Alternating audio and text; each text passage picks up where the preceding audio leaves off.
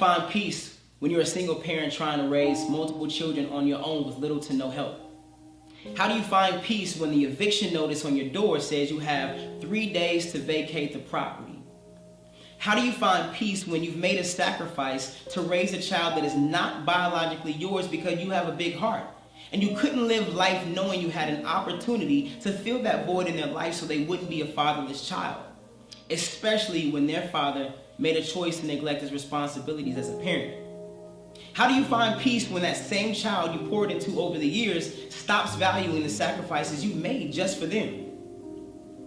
How do you find peace in a toxic relationship that has become mentally and physically abusive? How do you find peace when you've watched your loved ones suffer in so much pain from an illness and now you have to watch them take their last breath? How do you find peace when someone you love dearly has been suffocating in depression but couldn't find the strength to cry for help, so they just masked their pain and ended up taking their life? How do you find peace when the place you used to find security for several years is taken away from you in a matter of moments? My name is Demario Scott Sr. My purpose in life is to inspire change and challenge perspectives. The information that I'm getting ready to share is not going to make you comfortable, but it's necessary that I address what some of us, including me, have been or are avoiding, which is why peace has been absent from our lives. The illustrations that were painted through the series of thought-provoking questions I just asked is not a fabricated truth I wanted to use just to get your attention. This is just a fraction of the realities myself and those close to me have had to endure. The noise that life creates can be so loud that it becomes unpleasant and disruptive to the point our mind becomes cluttered with distractions and the thought of peace becomes irrelevant. Unfortunately, trauma is one of those things in life we cannot avoid. As hard as we try, it just happens, and when it does, majority of the time it occurs unexpectedly. Trauma is one of the root issues to why some of us are literally hearing impaired.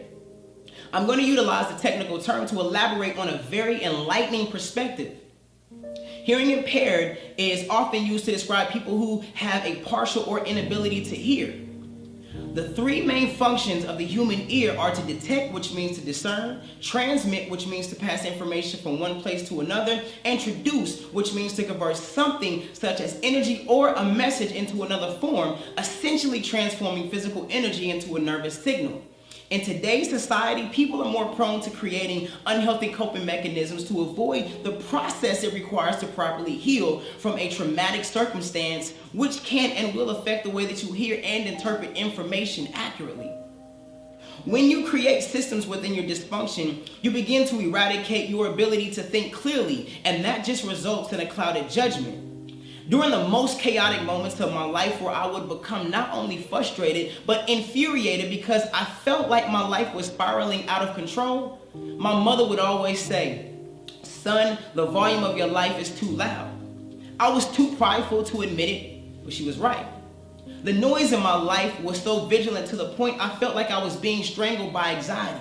Have you ever felt the weight from this type of burden? Have you literally been ready to tap out and give up because it was so overwhelming? Well, I'll be completely honest, I did. The noise in my life became an impulsive distraction. It felt like I had earphones on with the volume turned up to the max. I could hear every single piercing sound so distinctively, and at times it was extremely aggravating. I could be in a completely silent environment, but I would hear multiple variations of thoughts vibrating vigorously, different scenarios playing repeatedly in my mind like a broken record, memories panning swiftly from left to right, right to left, and emotions just fading in and out constantly. I had to finally reach rock bottom to get a revelation that would change the trajectory of my life. I had to come to the realization that I had to do something that made me uncomfortable. I could no longer run away from my fears and insecurities. I had to step into the tension of every circumstance boldly and with confidence. I had to look in the mirror and face the Goliath in my life, which I'd come to find out was me the whole time. I needed peace, and I needed it desperately. My determination in learning to understand the volume of life brought me so much clarity and understanding. Perspective was one of the key ingredients to unveiling such a profound insight. I had to unlearn the way I used to think so that I could change the way that I hear. When you're in the core of the chaos, it's just like being in a boat in the middle of the ocean during a severe storm. You're going to feel the deadly impact from the waves. You're going to feel the fierce roar from the thunder. Your blood is racing through your veins. Your heart is pounding in your chest, and this is just an indication that you're human.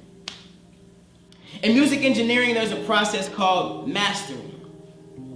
The purpose of mastering is to balance the sonic sound waves to enhance the overall sound and create consistency. You can utilize this same process when it comes to balancing out the noise in your life. Sounds very interesting, right?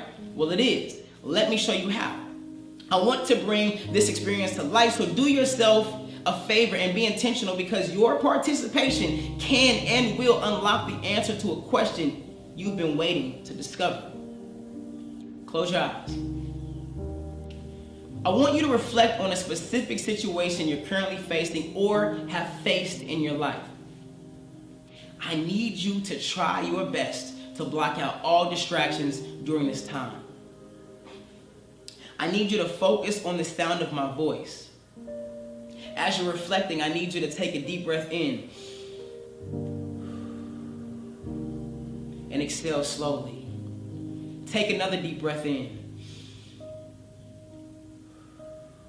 Exhale slowly and just relax.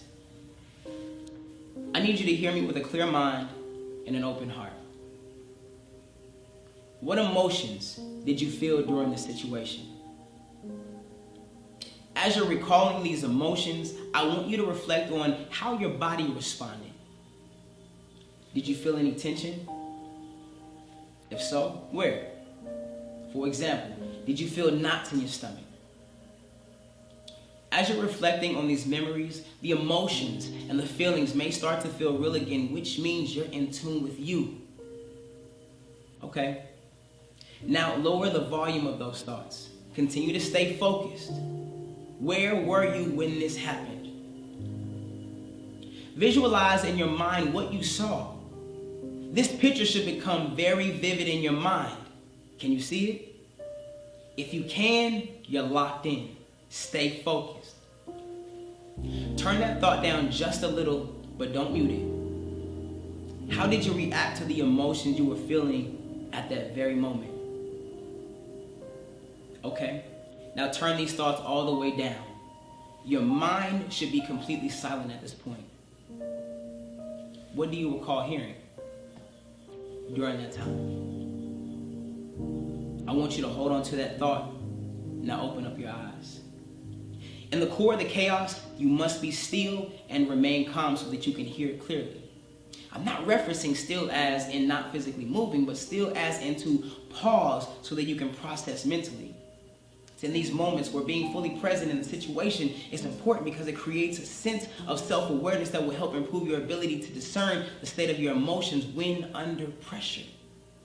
It's necessary to embrace your emotions, but at the same time, you must be intentional in maintaining self-control. I'll put it like this. Your emotions can be in the car, they just can't drive.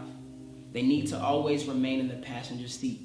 Instead of asking, how are you doing? Switch it up and start asking, how are you hearing? Yes, it seems completely unorthodox, but when you conform to a normality from an old way of thinking, you're limiting yourself, because you're just putting your brain in a box and masking it up as a kind gesture. And you try to wrap it up with a smile. You could tell two different people, I love you, and it will be interpreted two different ways. One person could have been molested as a child, so their interpretation of love is the feeling of being violated. On the other hand, the other person was raised in a nurturing family, so hearing I love you feels genuine. How are you hearing the disruption in your life?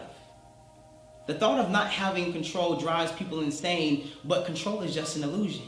You become a slave to your emotions when you try to find comfort in control. Learn to let go of the things that you cannot control, and the peace that you've been searching for will find you right in that moment. Thank you so much for allowing me to pour into you. You can find my contact information in the downloadable workbook. I look forward to connecting with you soon. Until next time, peace and blessings. One love.